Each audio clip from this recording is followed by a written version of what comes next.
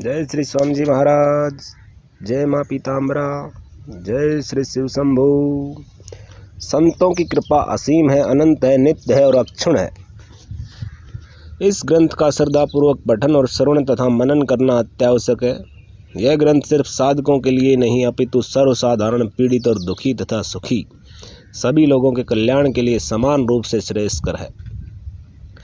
किसी भी तरह से निराश, दुखी, प्रताड़ित, शत्रु बाधा, तंत्र बाधा, पितृ बाधा, भयंकर बीमारियों से ग्रस्त, मानसिक रूप से बीमार, ग्रह क्लेश या जो भी आपके जीवन में आपकी इच्छाओं के विरुद्ध कार्य होते हैं, तो आपको शीघ्र किसी संत की शरण लेनी चाहिए और माँ भगवती व भगवान शिव की पूजा पाठ कर अपने प्रारब्ध को काटकर अपने जीवन को सफल बना सकते हैं। इसके लिए आप इन अध्यायों का पूरी लगन व विश्वास के साथ प्रतिदिन पूरा श्रवण में मनन करें। स्वामी जी महाराज, माँ पीताम्बरा, भगवान शिव आपकी मनोकामना अवश्य पूर्ण करेंगे। हमने बिना किसी लाग लपेट के श्री स्वामी कथा सार को आप तक पहुंचाने का प्रयास किया है। कोई गलती हो तो उसे इग्नोर करें व आगे उसमें सुधार कर अच्छी तरह प्रस्तुत किया जाएगा। इसलिए वीडियो को लाइक कर कमेंट में जय श्री स्वामी जी महाराज, जय माँ पीताम्बरा लिखना अनिवार्य है, जो आपकी माँ व स्वामी जी महाराज वह अपने धर्म के प्रति आस्था को दर्शाता है। और इस चैनल पर बहुत से ब्रह्मलीन व जीवित संतों के संस्मरण उनकी आज्ञा से प्रस्तुत किए जाएंगे। हम ऐसे संतों के सानिध्य से अपने जीवन में मार्गदर्शन प्राप्त कर रहे हैं, वे आपको भी उनकी शरण प्राप्त करने में सहायता प्रदान करेंगे। जय माँ पीताम्बरा, जय माँ कामाख्या, जय श्री स्वामी जी महाराज की जय। श्री गणेशाय नमः। श्री स्वामी कथासार के 13 अध्याय का मैं पाठ कर रहा हूँ। इसका श्रवण करने से, पठन करने से स्वामी जी महाराज माँ पीताम्बर मनोकामनाएं पूर्ण करते हैं और भक्ति भाव को बढ़ाते। आज्ञा देना। श्री गणेशाय नमः। हे पशुपतिनाथ, आपने इस जगत की रचना की, अपनी लीला भूमि बनाया। आप यहाँ लीला नायक हैं, आप ही साक्षी भूत। अलग होकर भी अनेक रूपों में प्रकट हो रहे हैं। पिता और पुत्र दोनों ही स्वरूपों में आप ही विद्यमान हैं। आप स्वयं गौ माता का रूप धारण करते हैं और बछड़े के रूप में होकर उसी माता का आप ही दूध भी पीते हैं। ब्रह्म के आनंद रस को ब्रह्म ही ग्रहण कर रहा है। यदि बछड़े का जन्म न होता तो दूध के आनंद को कौन ग्रहण करता। हे पूर्ण ब्रह्म ज्ञान राशि, आपके प्रिय भक्त भी आपकी करुणा का, आपकी लीला का दुख हो या सुख सब में ये आनंद देखते हैं, रस ग्रहण करते हैं, क्योंकि वे जानते हैं कि एक सच्चिदानंद ही है जो चराचर में व्याप्त है। सामान्य लोग जिसे दुख समझते हैं, भक्तों के लिए वह सुख है, क्योंकि उसमें आपका रस है। यह गुप्त रहस्य भक्त ही जानता है। श्रीमद् भगवत भागवत में भगवान ने बार बार श्रीमुख से कहा है, केवल अनन्य भक्ति के द्वारा ही मेरा यह यथार्थ ज्ञान होता है कि मैं कैसा हूँ और मेरा प्रभाव कितना है। जिस भक्ति की इतनी महिमा है, वह भक्ति जिसके हृदय में हो, उस भाग्यवान भक्त के महत्व का वर्णन भला कौन कर सकता है। वास्तव में भगवान और भक्त नाम मात्र के लिए ही पृथक। भक्त भगवान के साकार विग्रह का ही नाम है। भगवान स्वयं ही कहते हैं, मैं तो भक्तों के अधीन हूँ। कोई मेरे प्रति अपराध कर दे तो उसे मैं क्षमा भी कर सकता हूँ, लेकिन भक्त द्रोही के अपराध को मैं क्षमा कर सकने में असमर्थ। यहीं तक नहीं, भगवान स्वयं भक्तों का भजन भी करते हैं, ऐसा शास्त्रों का मत है। एक गृहस्थ आर्थिक कठिनाइयों से परेशान होकर अपना घर छोड़कर भटकता हुआ महाराज जी के पास आया। महाराज जी ने उसकी दीनता और परेशानी की अवस्था देखकर उसे अपने पास रखवाया और स्नान करवाकर उसे मंत्र दिया। संत ऐसा कार्य करते हैं ताकि सामान्य जन अपने भविष्य को समझ जाए। वह कुछ दिन रहकर मंत्र जप करने लगा, फिर तो उसे आनंद आने लगा और जीवन में आशा की किरण फूटने लगी। वह नित्य महाराज जी से माता के साक्षात दर्शन कराने का अनुरोध करने लगा। उस युवक का भजन करने में मन इतना रम गया कि उसने यह निश्चय कर लिया वह संन्यास लेगा।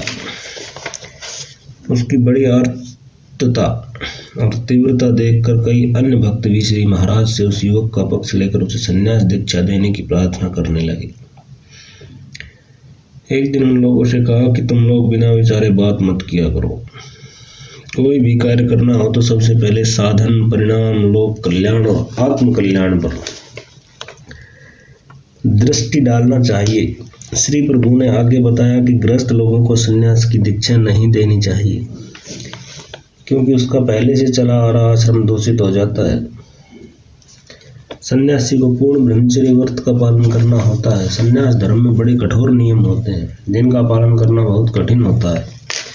इसलिए मेरे गुरु ने जब मुझे संन्यास दीक्षा दी थी तो यह आदेश दिया था कि कभी गृहस्थ को संन्यास दीक्षा न देना और न ही किसी को अपना उत्तराधिकारी बनाना तथा न ही एक स्थान पर आश्रम बनाकर रहना। उसका कारण मैंने तुम लोगों को बता दिया है। इसी बीच आपको ज्ञात हो गया था कि उस लड़के की माँ, भाई, बहन, स्त्री सब है। आपने उचित समय देखकर उससे कहा कि साक्षात दुर्गा तेरे घर बैठी है और तू उसकी सेवा से दूर भाग खड़ा हुआ, तो फिर इन आंखों से जगदम्बा के दर्शन कैसे कर पाएगा। इस प्रकार उसे चेतना देकर घर जाकर माँ की सेवा करने के लिए और गृहस्थ धर्म का ठीक प्रकार से पालन के लिए वापस भेज दिया। आगे आपने बताया गृहस्थ आश्रम सबसे बड़ा आश्रम है, इसी से अन्य आश्रमों का पोषण होता है। बड़े बड़े संत सदगृहस्थ हुए हैं। तुम लोग गृहस्थ धर्म का ठीक ठीक पालन करते हुए अपने आचार विचारों को पवित्र रखोगे, परमात्मा को याद रखोगे तो परमात्मा जरूर मिलेगा। जिस तरह स्त्री पानी से भरे हुए घड़े पर घड़े सिर पर रखकर कुएं से अपनी दूसरी सहेलियों से बात करती हुई चलती है, लेकिन उसका ध्यान घड़े पर ही लगा रहता है, उसी तरह गृहस्थ को भी सब काम करते हुए परमात्मा का सदैव ध्यान करना चाहिए। आपने किसी को अपना उत्तराधिकारी नहीं बनाया, शिष्य या चेले के रूप में किसी को भी संन्यास की दीक्षा नहीं दी। स्थान की व्यवस्था हेतु भक्तों ने एक ट्रस्ट जरूर बना लिया ताकि माता की पूजा पाठ सुचारू रूप से होती रहे। हे कृष्ण गोविंद, आपने कहा हमें नए स्थान बनाने की चिंता रही और आगे बिगड़ भी जाए तो दुख नहीं, लेकिन कर्तव्य के रूप में इसकी व्यवस्था, यदि व्यवस्था अच्छे लोग निकले तो स्थान बहुत समय तक चलेगा, अन्यथा नाशवान तो दुनिया की सभी वस्तुएं हैं। एक बार दतिया रियासत में हसमत अली दीवान पद पर नियुक्त हुए थे। ये बड़े घमंडी और सनकी थे। रियासत के उच्च वर्गीय जागीरदार एवं अन्य संभ्रांत नागरिक दीवान के उपेक्षा भरे अशिष्ट व्यवहार से घोर असंतुष्ट हो गए थे। जैसी करनी वैसी भरनी, इस न्याय से झूठे अंधकार और घमंड का फल भी मिलता है। बुंदेलखंड के पॉलिटिकल एजेंट की असहमति होते हुए भी दतिया के राजा गोविंद सिंह ने दीवान की नियुक्ति 3 वर्ष के लिए कर दी थी। इससे दीवान हसमत अली का दिमाग आसमान पर चढ़ गया था। वह दीवान राजा गोविंद सिंह की भी अवहेलना करने लगा। राजा गोविंद सिंह ने पूज्यपाद स्वामी जी महाराज से इस विषय में सहायता की प्रार्थना की, परंतु पूज्यपाद ने यह कहकर टाल दिया कि हम राज्य के झंझटों में नहीं पड़ते। एक दिन घोड़े पर सवार होकर दीवान रानी की डोडी पर पहुंचा। दोपहर के समय अचानक दीवान के आने पर रानी को आश्चर्य हुआ तथा कारण जानने की इच्छा से पूछवाया। दीवान ने उत्तर दिया कि मैं हर तरह की खिदमत के लिए तैयार होकर हाजिर हुआ हूँ। दीवान के इस असभ्यतापूर्ण उत्तर से रानी का क्रोध सीमा लांघ गया। तुरंत राजा को खबर दी गई। राजा ने उसे हटाना चाहा, किंतु सावधि नियुक्ति के कारण पॉलिटिकल विभाग ने दीवान को हटाने से सहमति नहीं दी। तब रानी ने कर्नल रघुनाथ सिंह के द्वारा श्री स्वामी जी महाराज से दीवान द्वारा किए गए अभद्र व्यवहार का समाचार भेजकर प्रार्थना की कि दीवान को पदच्युत करने का उपाय करने की कृपा करें। पहले श्री प्रभु ने यह कहकर मना कर दिया कि साधु को राजकीय कार्यों से क्या प्रयोजन, परंतु रानी के प्रति दीवान द्वारा कहे गए शब्द बताए गए तो श्री मुख से निकला, स्त्री का अपमान करने वाला दतिया में नहीं रहेगा।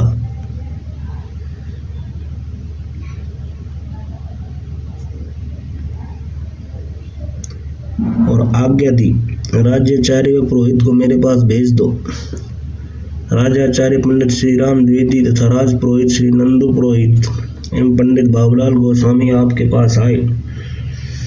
रात्रि में उनको एक मंत्र बताकर कहा कि इसका जप करो। सामने मौलश्री का घना वृक्ष था। थोड़ी देर में वृक्ष बड़े वेग से हिलने लगा, जैसे तूफान आया हो, लेकिन वहां न तो आंधी थी न तूफान। तभी श्री प्रभु ने कहा, दीपक बुझा दो क्योंकि काम हो गया है और चुपचाप जाकर सो जाओ। दूसरे दिन पंडित बाबूलाल गोस्वामी, जो बाद में चलकर नव भारत टाइम्स दिल्ली के संवाददाता बने, विनय पूर्वक वृक्ष हिलने का कारण पूछने लगे। तब महाराज जी ने कहा, एक अलौकिक शक्ति आई थी।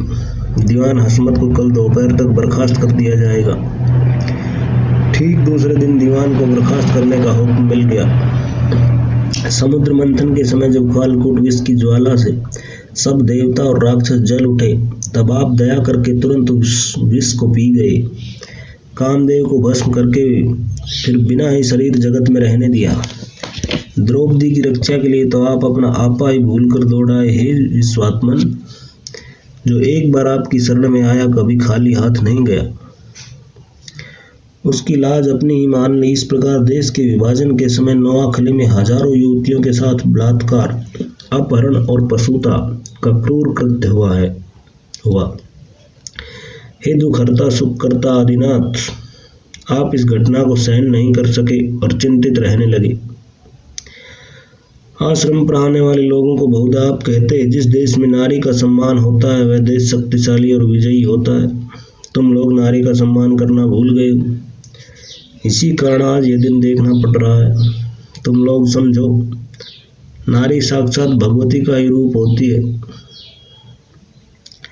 शक्ति का सम्मान करने से ही शक्ति आती है। एक दिन बलवीर सिंह बहुत से अखबार लेकर आश्रम पर आए और प्रणाम कर निवेदन किया, हे सत्य धर्म परायण, नोआखली में हुए अत्याचार पर जबकि देश के बड़े बड़े सुधारक और राष्ट्रवादी मौन थे, उस समय जो आपने वक्तव्य दिया था वह देश के हिंदी अंग्रेजी के अखबारों में छप गया है। महाराज जी ने उत्तर दिया, अच्छा है लोगों में जागृति आई और वे अपना कर्तव्य समझे। अखबारों में क्या लिखा है बताओ। श्री बलवीर सिंह फौजदार ने पढ़कर सुनाया कि पूरे बंगाल में जो बलात्कार से धर्म परिवर्तन तथा अधार्मिक बातें हिंदुओं के साथ की जा रही हैं,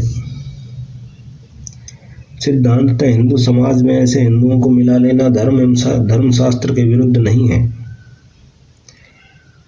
हिंदू धर्म के बड़े बड़े धर्माचार्य तथा पंडितों एवं समाज का इस समय कर्तव्य है कि अपनी अपनी व्यवस्थाओं के द्वारा उन असहाय लोगों, स्त्रियों को पुनः समाज में मिलाने की शीघ्र अतिशीघ्र व्यवस्था करे। यह वाचन सुनकर हे लक्ष्मीनारायण आप बड़े प्रसन्न हुए और फिर पुनः गंभीर होकर बोले, आज तुम लोगों की जो दुर्दशा है, विशेषकर हिंदू जाति की, वह नारी का सम्मान न करने के कारण ही है। इसलिए परमात्मा की माता के रूप में उपासना होती है। बिना शक्ति के कोई भी लड़ाई नहीं लड़ी जा सकती। वहां सब भक्त और सेवकगण यह सुनकर बड़े हर्षित हुए और आपकी जय जयकार करते हुए स्तुति करने लगे। हे द्रौपदी रक्षक ब्रजनंदन, आपने द्वापर युग में भी स्त्रियों की लाज रखने के लिए अपना परम स्वरूप प्रकट किया था। आपने दतिया की रानी की लाज की रक्षा ही नहीं की, वरन देश की लाज की रक्षा की।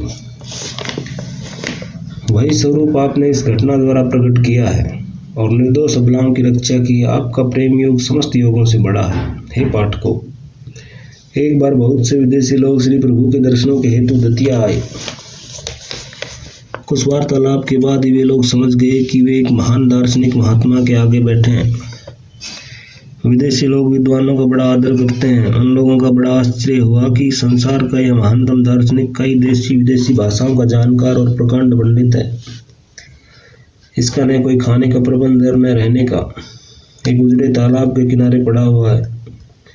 वे सब लोग वहीं जमकर बैठ गए और कहने लगे कि महाराज आप इतने बड़े विद्वान हैं, लेकिन आपके ज्ञान विज्ञान का उपयोग आपके देशवासी नहीं ले पा रहे।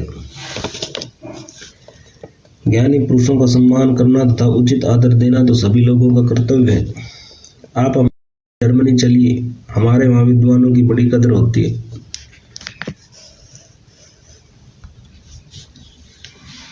वहाँ हम तो क्या, सारा देश ही आपको सिराखोर बैठाएगा और आपका सम्मान करके अपना गौरव समझेगा। श्री प्रभु आपने मना कर दिया, लेकिन वे लोग बहुत जिद करने लगे। तब श्री आपने कहा, जो व्यक्ति जिस देश में जन्म लेता है उसी देश का होता है, चाहे वह कैसी भी स्थिति में क्यों न रहे। यदि आपके देश में मेरी आवश्यकता होती तो परमात्मा मुझे आपके देश में ही जन्म देता। जिससे जिसको सीखना होता है वह उसके पास जाता है। यदि हमें आपसे कुछ सीखना है तो हम आपके देश आएंगे, यदि आपको हमसे सीखना है तो आपको हमारे देश में आना पड़ेगा तथा यहाँ के आचार विचार का पालन करना होगा। बाद में हताश होकर और यह कहकर कि सारे संसार में घूमने विश्व भ्रमण के बाद हम लोगों ने जिसे पूर्ण मानव और विद्वान श्री कहा जा सकता है उसके दर्शन किए। हम लोगों का भारत भ्रमण सफल हुआ, आपकी हमेशा याद रहेगी। विदेशी लोगों के जाने के बाद वहां आए भक्तों से महाराज ने बड़े नाराजगी के स्वरों में कहा, अंग्रेज हमारे यहाँ 200 वर्ष राज्य कर गए, उनमें 4 गुण विशेष हैं। दोबारा सुने, अंग्रेज हमारे यहाँ 200 वर्ष राज कर गए, उनमें 4 गुण विशेष हैं। एक तो वे समय के पाबंद होते हैं, दूसरे वे ईमानदारी से, मेहनत से, दृढ़ता पूर्वक काम करते हैं, तीसरे राष्ट्रभक्त होते हैं, चौथे वे लोग विद्वानों का सम्मान करते हैं। किंतु हम भारतवासी 200 वर्ष के संपर्क के बाद भी उनसे यह गुण ग्रहण नहीं कर सके। अंग्रेजों के 4 गुण दोबारा सुने और आप भी अपनाएं। उनमें 4 गुण विशेष हैं। एक तो वे समय के पाबंद होते हैं, दूसरे वे ईमानदारी से, मेहनत से, दृढ़ता पूर्वक काम करते हैं, तीसरे राष्ट्रभक्त होते हैं, चौथे वे लोग विद्वानों का सम्मान करते हैं। किंतु हम भारतवासी 200 वर्षों के संपर्क के बाद भी उनसे यह गुण ग्रहण नहीं कर सके, बल्कि उनके खाने में पहनने की नकल में लगे हैं। उन लोगों में न तो समय की पाबंदी है और न ही दृढ़ता है। हम कितने पतित हो गए हैं, अपने देश को अपना कहने में शर्म करते हैं। हमें शिक्षा दी जा रही है कि हम भारत को अपना देश न कहें। बच्चों को पढ़ाते हैं कि भारत एक कृषि प्रधान देश है, यह नहीं पढ़ाते कि हमारा देश कृषि प्रधान है। नेता कहते हैं हम इंडिया को यहाँ ले जाएंगे, वहाँ ले जाएंगे, जैसे इंडिया किसी अन्य वस्तु का नाम है। यह नहीं कहते कि हम अपने देश को यहाँ ले जाएंगे, वहाँ ले जाएंगे। हम हार गए या जीत गए न कहकर कहेंगे इंडिया जीत गई या हार गई, फिर अपनी मातृभूमि के प्रति प्रेम कैसे होगा। यह कहकर श्री महाराज कुछ गंभीर हो गए। भक्तगण और सेवक कुछ भयभीत से चुपचाप बैठे रहे। अभी अभी वे लोग विदेशियों के द्वारा जो सम्मान श्री महाराज का किया गया था उससे बड़े प्रसन्न हो रहे थे, लेकिन इस उपदेश के कारण वे लज्जित से बैठे थे। कुछ क्षण पश्चात ही अधमों का उद्धार करने वाले ओंकार महापुरुष ने आगे कहा कि मेरे श्री सद्गुरु ने आश्रम की स्थापना न करना ऐसा कहा था, लेकिन मुझे तुम लोगों के लिए आश्रम बनाना पड़ा ताकि तुम लोग संगठन में रहना सीखो। यहाँ आकर शक्ति की आराधना करके शक्तिशाली बनो, समय की कीमत समझो। लोक कल्याण का काम एक स्थान पर रहकर ही किया जा सकता है। इसी कारण मुझे इस स्थान पर बैठना पड़ा। भगवान उसी की मदद करता है जो सच्चे हृदय से उन्हें पुकारता है और कदम आगे बढ़ाता है। यह कहकर बड़े खिन्न मन से बगीचे में चले गए। भटके हुए लोगों को सही रास्ते पर लाने के लिए ही तो परमात्मा संत रूप में स्वयं दिव्य जन्म लेता है। हे योगेश्वर नीलकंठ, कौन नहीं जानता कि दतिया नगर के पीताम्बरा पीठ आश्रम में आप 55 वर्ष तक मनुष्य द्वारा किए गए घोर पापों के फलस्वरूप उत्पन्न हुए भीष्म जहर को पीते रहे। इतना ही नहीं, महावियोग के बाद भी हे नीलकंठ स्वयं की प्रस्तर विग्रह के रूप में अमृतेश्वर महादेव के मंदिर में आकर विराजमान हो गए, ताकि आपके भक्त कहीं पाप रूपी जहर की ज्वाला में जलकर भस्म न हो जाएं। आप भक्तों के रक्षक जो हैं। उसी दिन संध्या के समय श्री प्रभु प्रसन्न मुद्रा में बगिया में विराजमान अनेक भक्तों से घिरे बैठे थे। एक भक्त भोलानाथ ने कहा, हे सत्य पुरुष लक्ष्मी नारायण, आज प्रातः काल आपने जो हम लोगों की कमजोरी बताई उससे हम लोग बहुत लज्जित हैं। हे ब्रजभूषण आनंदेश्वर, हम लोगों ने अपने कर्म और आचरण से विदेशों में यह धारणा उत्पन्न कर दी है कि भारत देश अनपढ़ एवं असभ्य, जंगली और गरीब नग्न रहने वाले लोगों का देश है। उन्होंने यहाँ की संस्कृति को नष्ट किया और उत्कृष्ट शास्त्र ग्रंथ तथा वेद आदि को यहाँ से विदेश ले गए। बड़े बड़े विदेशी धर्माचार्य धर्म का ढोंग फैलाने यहाँ आने लगे हैं। हे कलाने जी, आपका आगमन दीन दुखियों, साधु सन्यासी और धर्म की रक्षा के लिए हुआ है। बहुत से विदेशी धर्माचार्य धर्म का और ज्ञानाचार्य ज्ञान का ढोंग फैलाने यहाँ श्री चरणों में भी आए, किंतु शर्मिंदगी से सिर झुकाए वापस चले गए। आपने देश का गौरव बढ़ाया है। जय जय समर्थ, जय जय योगीराज। इसी बुद्धि से चल रहे उपदेशों के दान, गुरु कोई मानव नहीं पार ब्रह्म ही जान। 3 विदेशी धर्माचार्य भारत भ्रमण करते करते दतिया आ पहुंचे।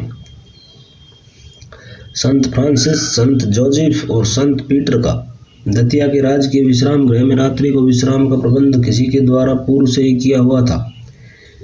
ये तीनों संत योग्य और जिज्ञासु प्रवृत्ति के थे। दतिया में श्री स्वामी जी की ख्याति को सुनकर ही आए थे। अनेक लोगों ने प्रभु की विद्वता एवं साधना का गुणगान किया था, क्योंकि उदय हो रहे सूर्य के प्रकाश को कौन रोक सका है। वे तीनों संत चोगा पहने श्री स्वामी जी के दर्शनों के लिए आश्रम आए। प्रभु उस समय आश्रम के प्रांगण में सैमल के एक वृक्ष के नीचे विराजे थे। श्री प्रभु का उन्होंने अभिवादन किया और फिर बैठ गए। वे टूटी फूटी हिंदी भी बोलते थे। बड़े जिज्ञासु भाव से उन विदेशी धर्माचार्यों ने, हे संत शिरोमणि, आपसे पूछा, श्रीमान, मनुष्य ईश्वर से मिलने के लिए बहुत से प्रयत्न करता है और फिर खुद उससे मिलने जाता है। हम जानना चाहते हैं कि क्या कभी ईश्वर भी मनुष्य से मिलने के लिए आता है। श्री स्वामी जी मुस्कुराए और कहने लगे, हे ईश्वर को चाहने वाले बंदों, ईश्वर मनुष्यों से मिलने के लिए हमारे देश में तो आता है, लेकिन तुम्हारे देश में आता है या नहीं, तुम लोग अनुसंधान करो। यह सुनकर वे पुनः प्रभु अच्युतानंद भगवान से पूछने लगे, क्या आपने कभी ईश्वर को देखा है। श्री गुरुदेव ने उत्तर दिया, मैंने तो ईश्वर को नहीं देखा है, लेकिन क्या तुमने भी कभी अपने प्रभु यीशु ख्रिस्ट को देखा है। वे विदेशी साधु कहने लगे, नहीं। तब प्रभु श्री ने कहा, यदि लड़का होता है तो उसका पिता भी होता है। जिस काया का पुत्र होता है उसी काया का बाप होना आवश्यक है, अन्यथा पिता नहीं माना जा सकता। रात्रि के समय अपने प्रभु यीशु से पूछना कि आपका पिता कौन है और हमें उनके दर्शन कराओ। यह सुनकर वे तीनों विदेशी साधु राजकीय विश्राम गृह चले गए। रात्रि में सोने से पहले उन तीनों ने अपने प्रभु यीशु से उसी प्रकार प्रार्थना की। प्रार्थना करने के पश्चात वे तीनों अलग अलग 3 कमरों में सो गए। रात्रि में तीनों साधुओं ने एक ही से स्वप्न देखी। उन्होंने देखा कि यीशु ख्रिस्ट उनके पास आए और उनसे कहने लगे कि मेरे पिता वे ही हैं जिनके तुमने दिन में दर्शन दिए थे। दोबारा सुनो। रात्रि में तीनों साधुओं ने एक ही से स्वप्न देखे। उन्होंने देखा कि यीशु ख्रिस्ट उनके पास आए और उनसे कहने लगे कि मेरे पिता वे ही हैं जिनके तुमने दिन में दर्शन किए थे। यीशु ख्रिस्ट ने श्री स्वामी जी का एक चित्र भी उन साधुओं को दिखाया। सूर्योदय से पहले ही वे तीनों विदेशी संत आश्रम पहुंच गए और बरामदे में विराजे। श्री प्रभु स्वामी जी को साष्टांग नमन कर कहने लगे, हमने यीशु ख्रिस्ट के पिता को देख लिया है और यह भी जान गए हैं कि ईश्वर मनुष्य से मिलने के लिए स्वयं भी आता है। भारत आने का उद्देश्य हमारा पूरा हो गया। अब हम अपने देश चले जाएंगे। प्रिय भक्तों, आगे के गंभीर विषय का पठन पाठन विशेष रूप से ध्यानपूर्वक करें।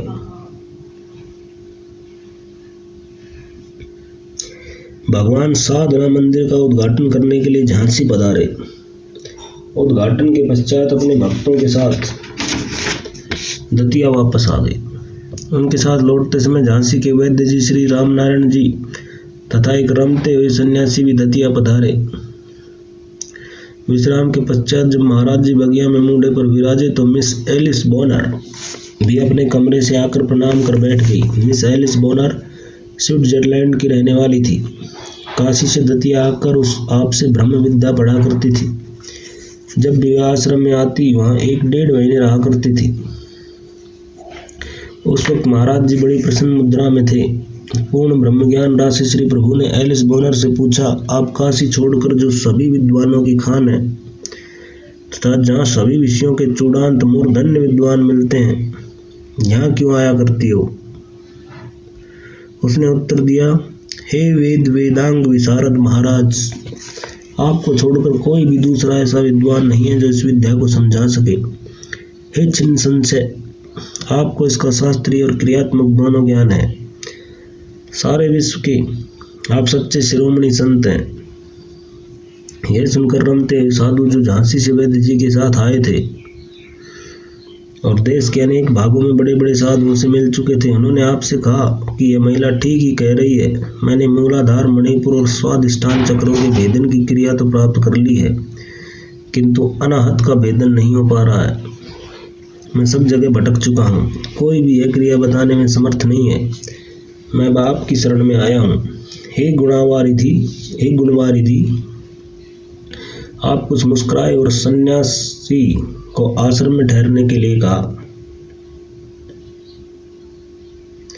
वैद्य जी ने श्री महाराज जी से निवेदन किया कि श्री प्रभु, इस समय बड़े बड़े साधक और विद्वान यहाँ बैठे हैं, कृपया कुछ कुंडलिनी के विषय में बताएं तो हम लोगों का भी ऐसे मौकों पर भला हो जाएगा। श्री प्रभु यह सुनकर बड़े प्रसन्न हुए और उन्होंने कहा, बहुत अच्छा प्रश्न पूछा, मैं तुमसे प्रसन्न हूँ, इससे मुझे बड़ा हर्ष हुआ। अच्छा, कुंडलिनी के विषय में तुम लोग ध्यान पूर्वक सुनो। कुंडलिनी का उत्थान एक अत्यंत कठिन कार्य है। इस कार्य में प्राणायाम का साधन मुख्य है। कुछ लोग कुंडलिनी शक्ति को वायु या एक प्रकार की नाड़ी मानते हैं, तथापि इस विषय में वास्तविकता ऐसी है जैसे रेडियम लगी हुई घड़ियों में अंधकार एवं प्रकाश दोनों एक साथ रहते हैं। इसी तरह बिजली के बारीक तारों के सदृश मूलाधार चक्र के ऊपर की ओर चक्रदार 3.5 फेरे में प्रकाश, जो कुछ पीले रंग का होता है, अंधेरे के साथ मिला हुआ दिखाई देता है। उस अंधकार को हठ योग की क्रियाओं द्वारा हटाया जाता है। अंधकार के हटने के बाद अपने आप वे गोलाकार प्रकाश सीधा होकर उधर गमन करता है, जैसे चक्करदार तार को खींचकर सीधा करते हैं। वैसा ही इस विषय में भी समझना चाहिए। कुंडलिनी की उधर गति ठीक सांप जैसी होती है। भिन्न भिन्न चक्रों में से इसका जो गमन है वही अनेक प्रकार की सिद्धियों का जनक है। सहस्त्रार में पहुंचकर चिंतन द्वारा पुनः उसको मूलाधार में स्थापित किया जाता है। इसमें कोई विशेष श्रम नहीं होता है। सब चक्रों के अनुभव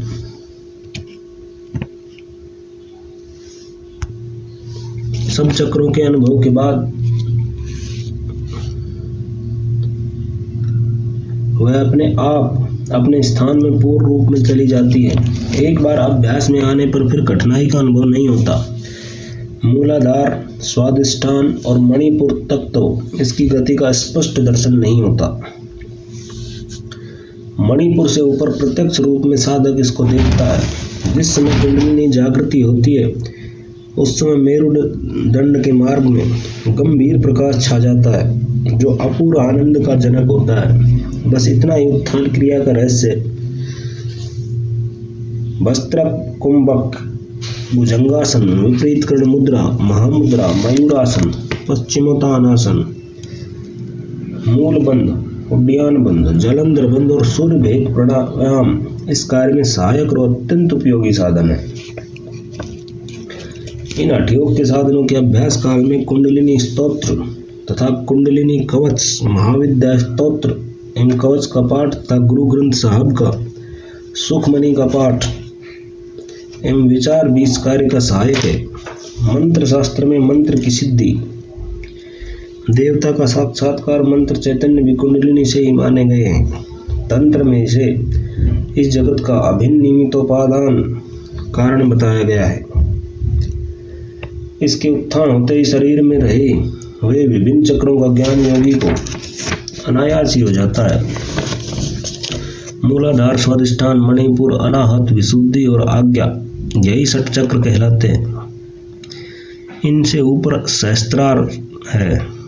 कुंडलिनी की जागृति भक्ति योग, भगवान नाम जप, ज्ञान योग आदि द्वारा भी होती है, तथापि ये हठ योग की क्रियाएं ही पूर्ण सफलता पर पहुंचाती हैं।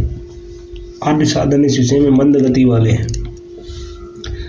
हठ योग के सामने वे दुर्बल हैं। इसकी उग्रता को देखकर दुर्बल चित्त से मनुष्य भयभीत होकर इसकी निंदा भी करने लगते हैं।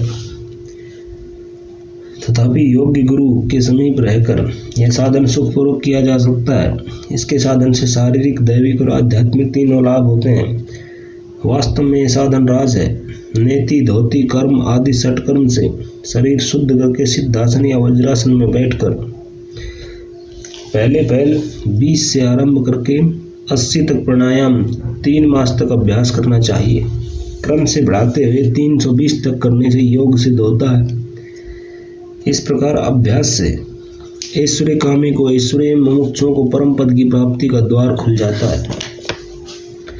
यह सुनकर सब लोगों ने कहा, महाराज आज हम लोगों का बड़ा शुभ दिन था, जो इतने अत्यंत कठिन विषय को आपके द्वारा अत्यंत सरल करके बताए जाने पर हम लोगों के शास्त्रीय ज्ञान में वृद्धि हुई।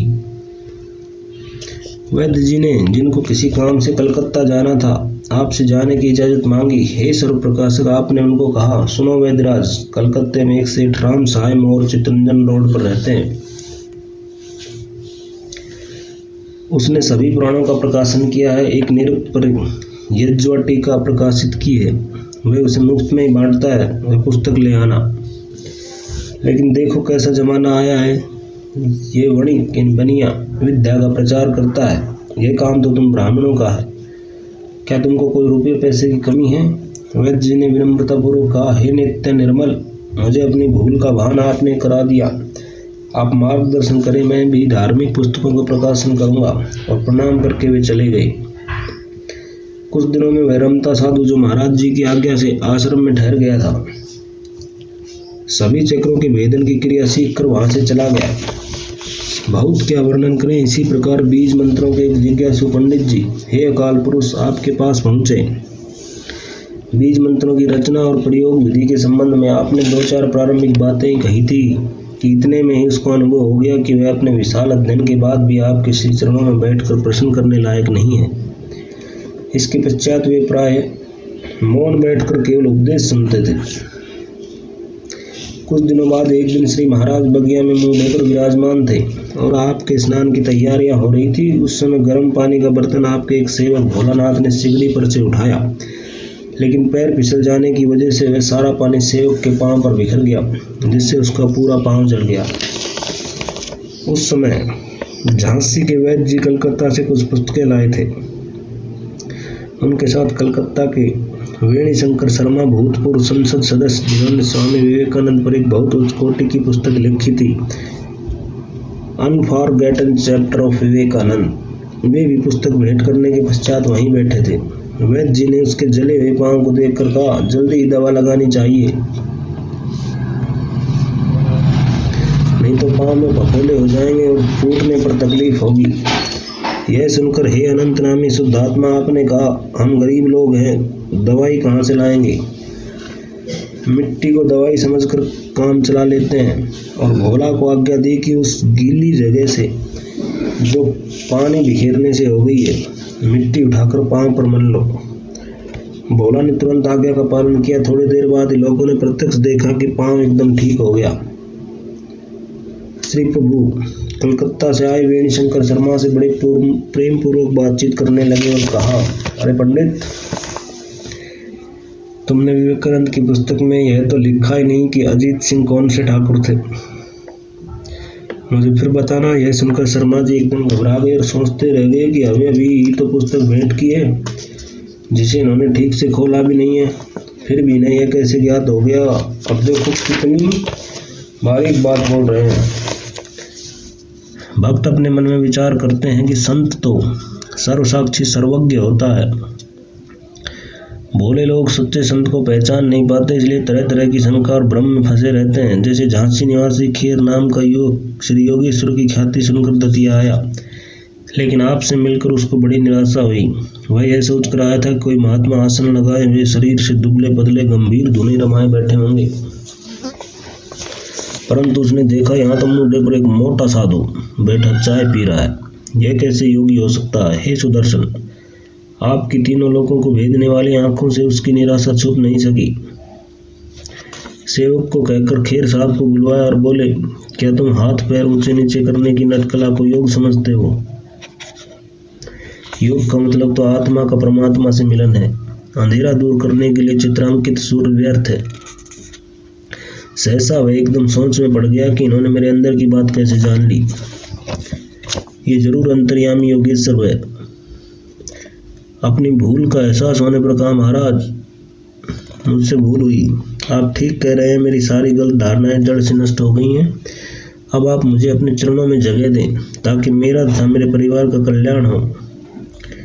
हे सर्व तत्व पोषक, आप यह सुनकर बड़े प्रसन्न हुए। आपने आगे कहा, अपनी त्रुटि को मानने वाला ही सुधार कर सकता है। कोई भी कार्य जब तक स्वयं अनुभव नहीं कर लिया जाए तब तक अज्ञान रहता है। अधूरी जिम्मेदारी पर कोई बात किसी को नहीं बताना चाहिए। यह वार्तालाप चल रहा था कि घनश्याम दुबे ने चरणों में आकर विनम्रता पूर्वक निवेदन किया, कुछ विद्वान लोग वृंदावन से आए हैं और आपके दर्शन करना चाहते हैं। क्या हुक्म है, बताएं। श्री प्रभु ने उत्तर दिया, इस समय में विशेष कार्यक्रम में व्यस्त हूँ, उनको जरा रुकने के लिए कहो और उनका आदर सत्कार से बैठाओ। भक्त के चले जाने पर श्री वासुदेव गोस्वामी से कहा कि अमेरिका से श्री विद्यानिवास मिश्र का जो पत्र आया है, जिसका तुम अभी जिक्र कर रहे थे, उसे पढ़कर सुनाओ। वासुदेव गोस्वामी ने पत्र पढ़कर सुनाया। लिखा था, चित्त में शांति नहीं मिलती, क्या करूं? मैं मानता हूं कि आपसे यह शांति प्राप्त होगी जो मुझे यहाँ संकटों से पार करेगी। हे धर्माध्यक्ष विद्वत पूज्य, एक और जिज्ञासा है। श्री शंकराचार्य के प्रस्थान में तथा भदंत नागार्जुन के माध्यमिक प्रस्थान में कौन से मुख्य भेद है? पाश्चात्य विद्वानों को इस विषय में निश्चित जानकारी नहीं है। अपने देश में भी प्राचीन लोगों ने इसका समाधान नहीं किया है। यदि आप इस भेद का विवरण भेज दें तो यह जन कृतार्थ होगा। आपने वासुदेव गोस्वामी को इसका समाधान लिखाया और आज्ञा दी कि इसे श्री विद्यानिवास मिश्र को कैलिफोर्निया भेज दो। इस सब का विवरण पीठ से प्रकाशित लेख संग्रह नामक पुस्तक में पूरा दिया हुआ है। थोड़ी देर बाद आपने वृंदावन से आए विद्वानों को अपने पास बुलाया। उन्होंने आकर निवेदन किया कि हम वृंदावन के संस्कृत महाविद्यालय के प्राचार्य एवं आचार्य हैं, ऋग्वेद की एक ऋचा को समझना चाहते हैं। इस पर श्री प्रभु ने अपने एक भक्त को ऋग्वेद की प्रति लाने का निर्देश देते हुए ऋचा पर चर्चा प्रारंभ कर दी। इतने में ग्रंथ आया। उसे पंडितों की ओर सरकाते हुए ज्ञान निधि श्री महाराज ने कहा, अमुक पृष्ठ खोलिए, अमुक स्थान पर ऋचा अंकित है। और वैसा ही हुआ। ऋचा संकेतित स्थान पर मिली। ज्ञान राशि श्री प्रभादीप ने कई भाष्यकारों की सम्मति पर प्रकाश डालते हुए अंत में अपना विचार दिया। हे स्वामी, आपकी निज की व्याख्या में पंडितों को समाधान मिल गया और वे पूर्ण संतुष्ट होकर प्रणाम करके वृंदावन वापस चले गए। यह सिलसिला चलता ही रहता। आपने किसी को राम दिया, किसी को कृष्ण, किसी को हनुमान तो किसी को माई। भक्ति ज्ञान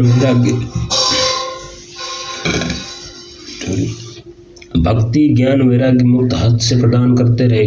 एक बार कनाडा के राजदूत तथा उसकी पत्नी, हे प्रभु, आपके दर्शन के लिए आए। ये महोदय बहुत विद्वान और तंत्र मंत्र के जानकार और जिज्ञासु थे। आपके भोजन का समय था और आप बगिया में बैठे थे। सेवक मास्टर आपको भोजन परोस रहे थे। तभी एक अन्य सेवक ने आकर निवेदन किया, हे स्वामी, राजमाता सिंधिया के 2 मेहमान विदेशी हैं। एक भारतीय महिला के साथ भगवान आपके दर्शनों को आए हैं। श्री प्रभु ने कहा, जो समय दिया था उस समय पर नहीं आए, उन्हें बैठाओ, जल इत्यादि की सेवा करो। हम भोजन उपरांत विश्राम के बाद ही उनसे वार्ता करेंगे। संत किसी का चाकर नहीं होता, वह तो स्वतंत्र होता है। वह तो भक्ति भाव शुद्ध प्रेम का चाकर होता है।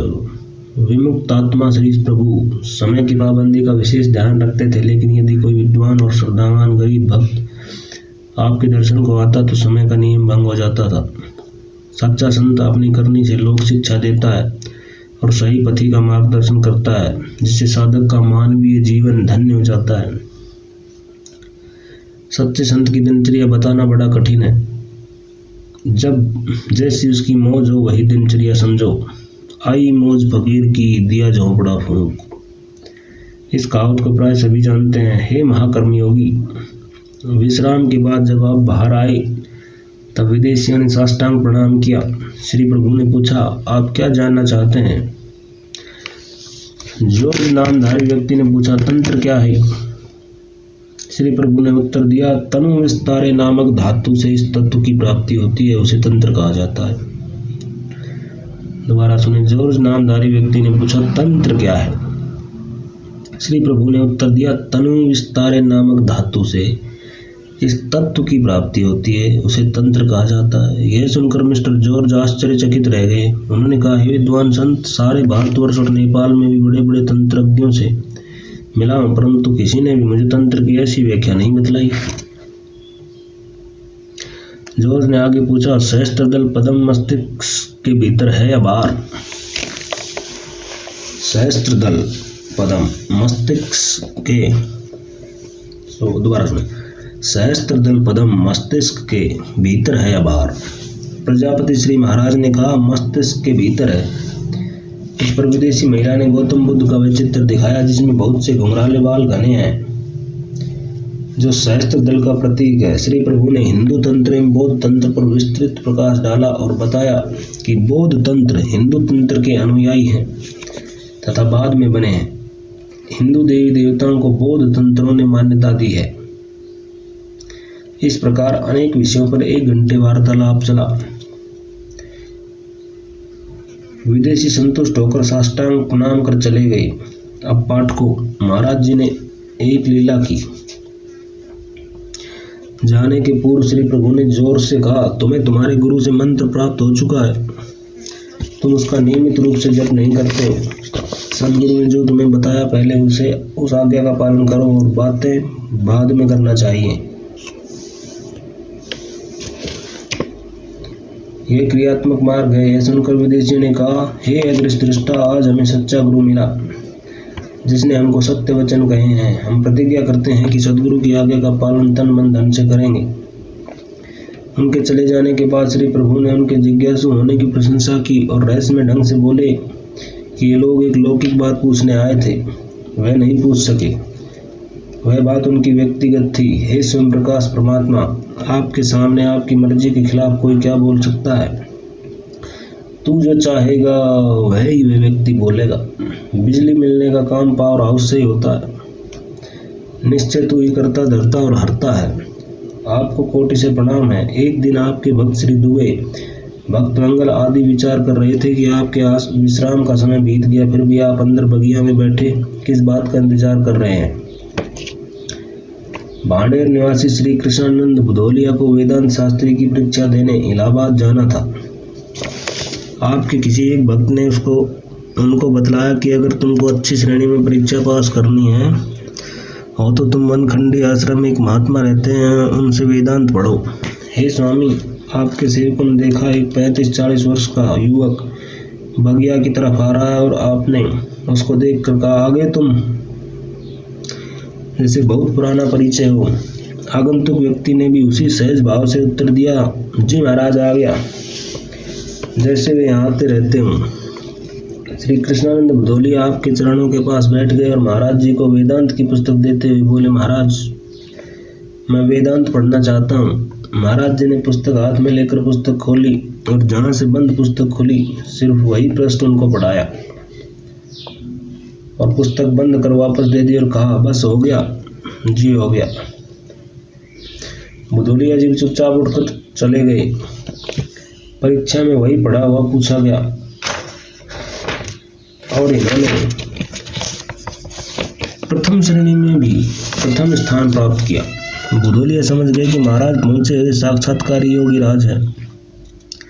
अब बुधोलिया जी नियमित रूप से द्वितीय प्रभु दर्शन करने को आने लगे। वे भांडेर में वकालत कार्य करते थे। जब खरा सच्चा हीरा मिल गया तो पीतल में किसकी रुचि होगी।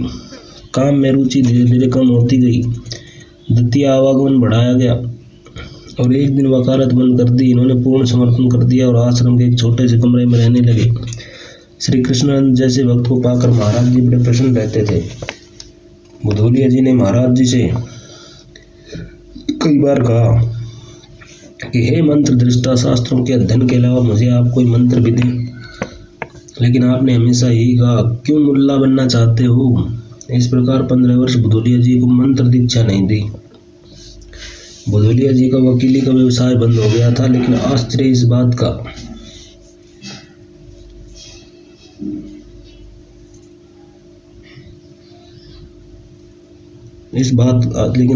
बात का कि उनके परिवार को कभी किसी बात की आर्थिक कठिनाई नहीं हुई। हे सर्वदाता, आपके प्रिय भक्त को इस लोक और परलोक में क्या कमी है?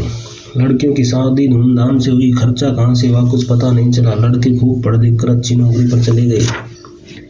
सच्चे दरबार की महिमा का बखान क्या कोई कर सकता है? एक दिन शिष्य डॉक्टर योगेश मिश्र से श्री स्वामी जी ने कहा, मेरे पास आने वाले सेवकों और भक्तों में बुधोलिया जी जैसी लगन के आदमी बहुत कम है। श्री कृष्णानंद बुधोलिया जी ने कई विद्वतापूर्ण ग्रंथों का श्री चरण कमलों में बैठकर अनुवाद किया। वे अच्छी तरह जानते थे कि उनका योगक्षेम वहन करने वाला स्वयं साक्षात योगेश्वर स्वामी है। उन्होंने अपने हृदय रूपी कमरे का दरवाजा पूरा खोल दिया, जिससे ज्ञान प्रकाश की किरणों को अंदर आने में कोई असुविधा न हो। उन्होंने अपनी क्षमता भर ज्ञान को अपनी झोली में समेटा। अपने सर्वस्व प्राणनाथ का महानिर्वाण भी आपने देखा और अपनी सदगति की प्राप्ति भी। गुरुधाम जाने के 1 सप्ताह पूर्व श्री बुधोलिया जी दतिया साधकावास के कमरे की चाबी आश्रम को वापस कर चुपचाप अपने घर भांडेर पहुंच गए। वहां पुराने परिचितों से मिले और कहा, अब हम अपने घर जाएंगे। जिसका जो लेना देना था पूरा किया और गुरुधाम गमन करने के आधे घंटे पूर्व अपने परिवार वालों को कहा, मेरे स्वामी कुछ समय बाद स्वयं मुझे लेने आ रहे हैं। तुम लोग सुख शांति से रहना और कोई शोक मत करना, क्योंकि यह शोक का नहीं आनंद का समय है। और कुर्सी पर बैठकर गुरुजी शब्दों का धीरे धीरे उच्चारण करने लगी। इन शब्दों के उच्चारण से वहां पवित्र शांति का गहन वातावरण छा गया। हे भक्तवत्सल करुणा सिंधु महेश्वर, आपकी कृपा और करुणा निर्मल प्रकाश का रूप धारण कर श्री बुधोलिया जी को आपके दिव्य लोक में ले गई। ऐसे भक्त धन्य है। न थी उम्मीद दरियाए शहादत, तैर निकलेंगे खुद को आबरू रखनी थी, बेड़ा पार होना था। हे भक्तवत्सल, आपकी भक्तवत्सलता का इससे अनूठा उदाहरण और क्या मिल सकता है। श्री स्वामी जी महाराज की जय। श्री स्वामी कथासार के इस अध्याय का जो व्यक्ति बार बार श्रद्धापूर्वक पाठ करता है और एकाग्रचित होकर सुनता है, उसको बड़ी सरलता पूर्वक सद्गुरु और अध्यात्म विद्या की प्राप्ति होती है। दोबारा सुन। श्री स्वामी जी महाराज की जय। श्री स्वामी कथासार के इस अध्याय का जो व्यक्ति बार बार श्रद्धापूर्वक पाठ करता है और एकाग्रचित होकर सुनता है, उसको बड़ी सरलता पूर्वक सद्गुरु और अध्यात्म विद्या की प्राप्ति होती है। यह श्री पीताम्बरा जी के चरण कमलों में समर्पित है। इति 13 अध्याय समाप्त। श्री स्वामी जी महाराज की जय। श्री पीताम्बरा माई की जय। श्री शिव शंभो की जय।